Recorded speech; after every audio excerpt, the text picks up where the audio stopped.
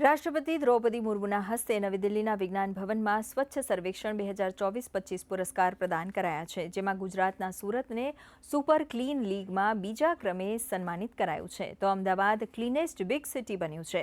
10 લાખથી વધુ વસ્તી ધરાવતા શહેરોમાં અમદાવાદે બાજી મારી પ્રથમ ક્રમ મેળવ્યો છે। 2015માં અમદાવાદનો નંબર 15મો હતો। રાજ્ય સરકાર વતી કેબિનેટ મંત્રી ઋષિકેશ પટેલે એવોર્ડ સ્વીકાર્યો છે, ત્યારે અમદાવાદના યુવાઓએ શું કહી રહ્યા છે, આ અંગે આવો જાણીએ। ભારત સરકારના સ્વચ્છ સર્વેક્ષણ 2024-25માં અમદાવાદને સૌથી સ્વચ્છ શહેરનો ઇનામ આપવામાં આવેલો છે। 10 લાખથી વધુ વસ્તી ધરાવતા શહેરમાં દેશમાં પ્રથમ અમદાવાદ શહેરે બાજી મારી છે।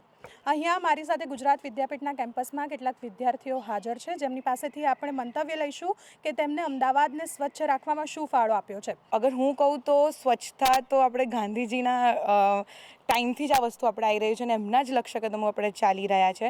અને હું એવું બી કહીશ કે સ્વચ્છતા એક એવી વસ્તુ છે કે આજે આપણને લોકો એને કહેશે કરો, પણ એ આપણા અંદરની સ્વચ્છતા અને એઝ અ માણસ જ્યારે હું એક એવું નાનું બી એવું કામ કહીશ કે મારું ઘરનું આજુબાજુ વસ્તુ બી સ્વચ્છતા રાખવું, એને ક્લીન રાખવું, એ બી મારા માટે એક સ્વચ્છતા કહેવાશે। અને એઝ અ યુથ મેં ખાસા એવા ચેન્જીસ જોયા છે જે આપણા અમદાવાદ શહેરમાં આવ્યા છે લાસ્ટ 5-6 વર્ષમાં, અને અમદાવાદ શહેર વધારે સ્વચ્છ બની રહ્યું છે। એના માટે એક તો મને ગર્વ થાય છે, અને બીજી એ વસ્તુ દિમાગમાં આવે છે કે આ જે સ્વચ્છતા છે આપણે જાળવી રાખવાની છે, અને આજે આપણને પુરસ્કાર ટાઇટલ મળ્યું છે સૌથી વધારે સ્વચ્છ શહેરનું, એ આપણે જળવાઈ રાખવાનું। તો ગાંધીજીએ જ કહ્યું છે કે સ્વચ્છતા ત્યાં પ્રભુતા, અને ગુજરાતની જ ફિલોસોફી છે, તો આપણે અમદાવાદમાં એને ફોલો કરી રાખી છે। સ્વચ્છતા કરતા હો તો તમારે એમ ના વિચારવું જોઈએ કે હું કરીશ તો કેવું લાગીશ, હું નાનું થઈ જઈશ ના। Like if you do means તમે સ્વચ્છતા કરશો, તમે નાના નથી બનતા, ઉલટાના it's like just and short and sweet બસ એ જ કે કોઈ પણ કામ નાનું નથી, તો લાઈક યસ